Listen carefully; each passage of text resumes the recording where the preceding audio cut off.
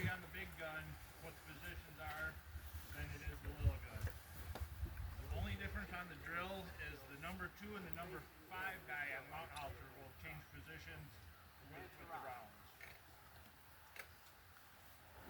Lieutenant, 2 rounds Mount Halter. Very well, 2 rounds. The advantage of the mountain halter is it could be pulled by a mule, 1 mule. It could be broken down and put on the back of 3 mules. With the wheels on 1, right there. the limber boxes on the second one, the barrel and the trail on the third one. It could go anywhere you could get the mules. It could go up over the hill on the other side of the lake with no problem. Range on it is about a mile, but it didn't shoot it that far. It's basically a giant shot.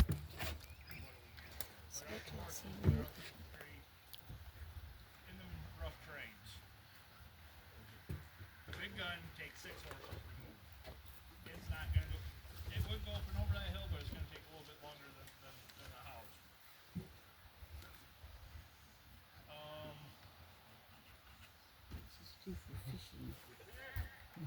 Cover your ears, don't plug your ears. Plug your ears, you get a louder concussion and louder noise. I love that echo. The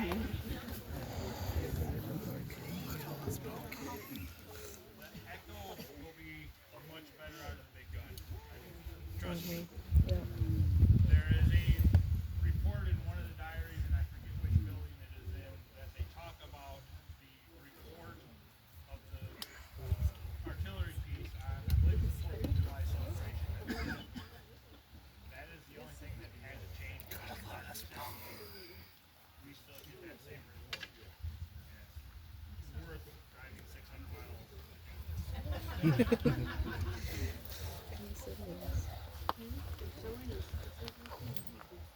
you'll see they'll clean the piece out. They'll use a wet sponge, dry sponge, and again, I'll explain a little better when we get into the big gun. The number 2 and the number 5 changes when the gentleman's on the box. He takes the next round out. As he's coming up, he's got the round for the gun. Number 2 comes back as the next round.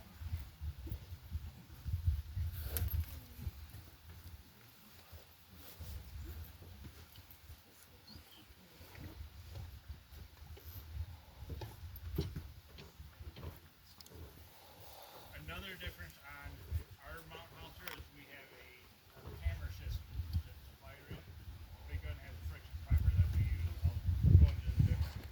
The hammer was used more on naval ships.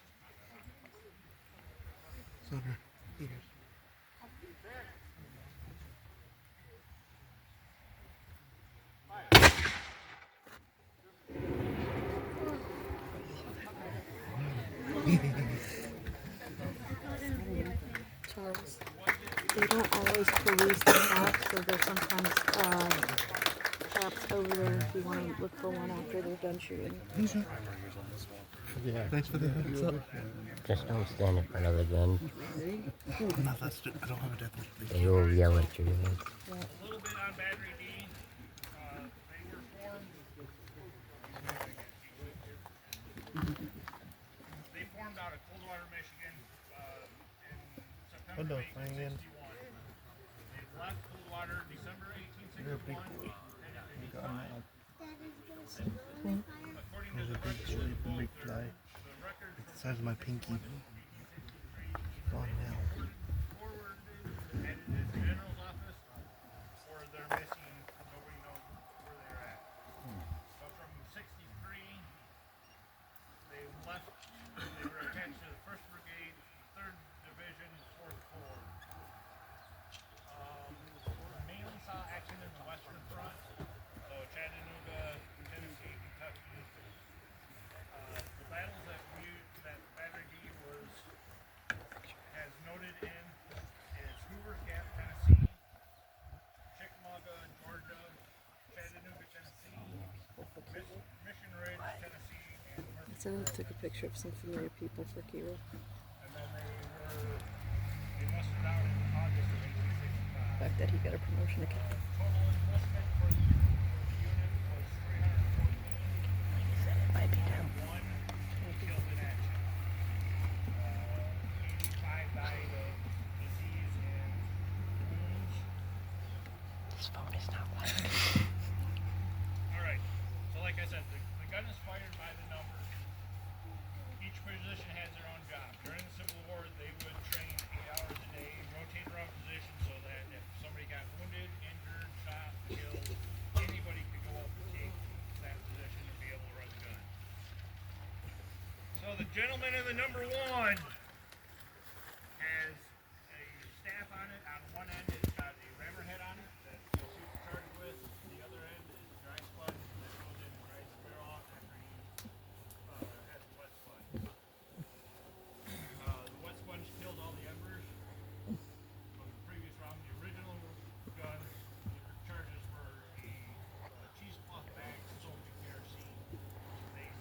Everything pretty much burned out. Gentleman in the number 2 has a staff that's got a worm on it. During the Civil War, there was a worm for every 6 guns. Again, because their rounds were soaked in kerosene and cheesecloth bags, most of it burned out. We use authentic Civil War approved heavy duty Reynolds wrap. Not all that foil burns out. The majority of That that foil joke does not change from captain to captain. we have to go in after every round to pull off the excess foil. If we don't, you'll get a buildup. It'll go beyond the touch hole. You won't be able to make it go boom anymore. That's no fun. Gentleman in the number 3 has a thumb cell on his least attached thumb. That goes over the touch hole to prevent any oxygen coming into the barrel after the gun's fired or during while they're servicing the piece. And he also has a brush and a pick. The brush is to clean out the touch hole after the gun's fired, make sure all the debris is cleaned out. The pick is used to pick the charge so that when the primer goes in and gets full, it has access to the charge. Gentleman in the number 4 has a lanyard, which is about a 6-foot chunk of rope that has an S-hook on one end and a T-handle on the other end. That hooks into the friction primer, which is a brass tube about 3 inches long, filled with very, very, very, very, very fine powder, sealed on one end with a number of different chemicals. Beeswax seals one end. The other end has a wire on it that is has crimp on one end, a ripple kind of like a bobby pin. That bobby pin gets coated with the same chemicals that is basically a match head. That goes in the brass tube. After the powder's put in there, crimped together. When that wire gets filled out, that acts like a match head. Lights the powder in the tube, burns through the beeswax in the bottom of the tube, goes into the round, the gun goes boom. Let's hope. Gentleman in the number 5 has a haversack. He's the one that's in charge of taking the round from the limber box up to the corporal to get inspected to make sure it's what the corporal called for. He'll carry it up to the number 2 guy, exchange it, they'll put it in, it'll go off. Gentlemen in the 6, 7, and 8 would be on the limber box. They're in charge of making sure that the round that the corporal called for is the right round, fused to the right length, making sure that the box is full. If they run out of powder on the box, the guns can't go boom. They would be in charge of getting the supply wagons to bring up more rounds. Each gun is commanded by a corporal. Each section, which would be 2 guns, is commanded by a lieutenant. Each battery, which is 6 guns in the Union Army, 4 guns in the Confederate Army, would be commanded by a captain, which is what I am, and then the rank goes up from there. Lieutenant. Sir, 2 rounds. 2 rounds. Corporal, 2 rounds, your discretion. So again, they're going to go through it by the numbers. We know nothing's been fired since 8 o'clock this morning when we did colors, but he's still going to go in Canister, low. and service the piece. They're going to clean the brush, the vent hole out,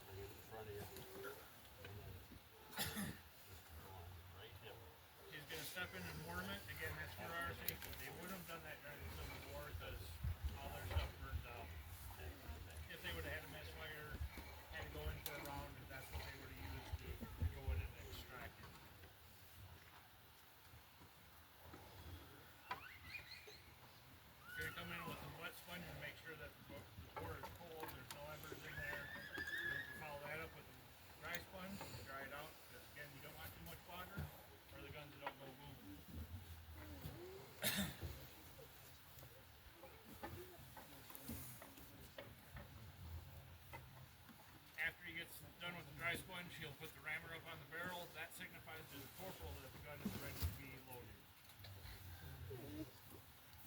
Advance round. He's called for the advancement of the round. They take the round up in front of the gun.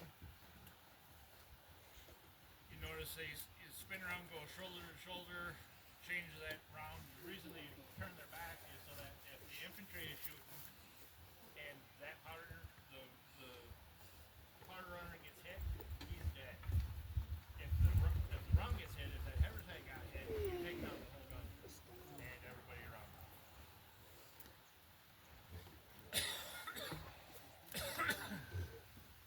He's gonna seat the round. The other thing, you see, you put the rammer up on the hub. That is a reenactor's position. That signifies to the crowd on the other side, the infantry coming toward us, the gun is loaded. It's getting ready to go off. Ready. On the ready command, they pick it.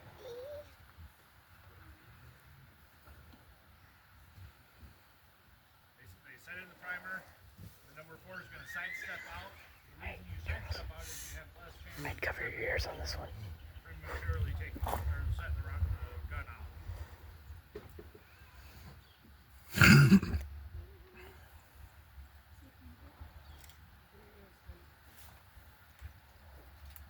Prepare. On the prepare, the 1 and 2 come down. They're going to lean back. They're going to look down range and make sure that nobody's coming in front of the gun. Make sure there's no borders out there. Fire.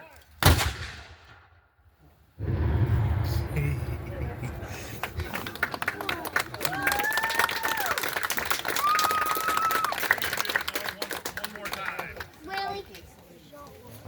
Load. Canister. Load. Really? I should be down. Good question. That was whoa. That's not as you thought you said it would be. But the echo can mess up. So normal, well, in the past, I can't say normal. In the past, they've had 2 parrots that they fire at the same time, which is what makes it that much louder and that much better. The howitzer is a new addition. Every single morning. It's also lighter for carrying when you're concerned about gas money. Because each cannon has its own box, and the howitzer's box is carried by hand. There's 2. There's 2. What did she say? There's 2 kayakers coming. Yeah. You're gonna stop them, though. This is that friction primer that I was talking about, the little brass tube with the wire on the See the top. sergeant going over there with his Just hand to up? give He's you an going over example, there to to show stop. you what are. We have kayakers out there that want a better show. We will blow them over if they happen to come in front of the gun. We have done it in the past. That's not good. It's kind of fun. The first time it's fun. You're putting the pin. This is the friction primer that I was talking about, the little brass tube that's filled with powder. This one they use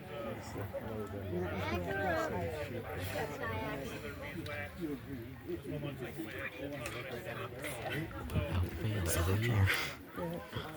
Well, they don't have anybody down over there this year. Because they don't have enough guys. So when this wire's pulled out, that causes the friction, ignites the powder in the tube, runs through the bottom and goes off. There will be a test later. All I know is when he pulls the string, that's when it They're goes. backing. I don't want it. I have a beautiful picture of fire coming out of the front and the top of the cannon on my Facebook. I think yours showed me before. To go up and ask many questions that you may have. The only thing I'm going to suggest is don't touch the front of the barrel or the sponges. They have a chemical, the sulfur on them from the powder and the black residue. It'll wash off your hands. Your clothes Not so much. may or may not. I think threw away 2 pairs of pants.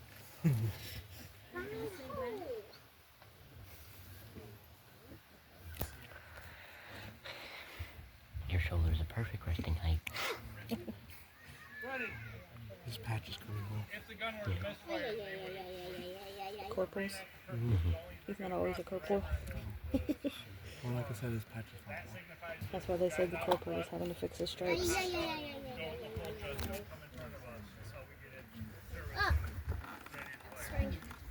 Honor.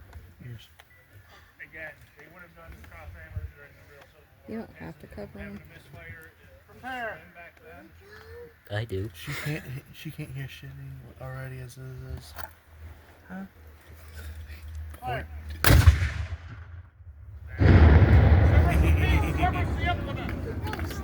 That was loud.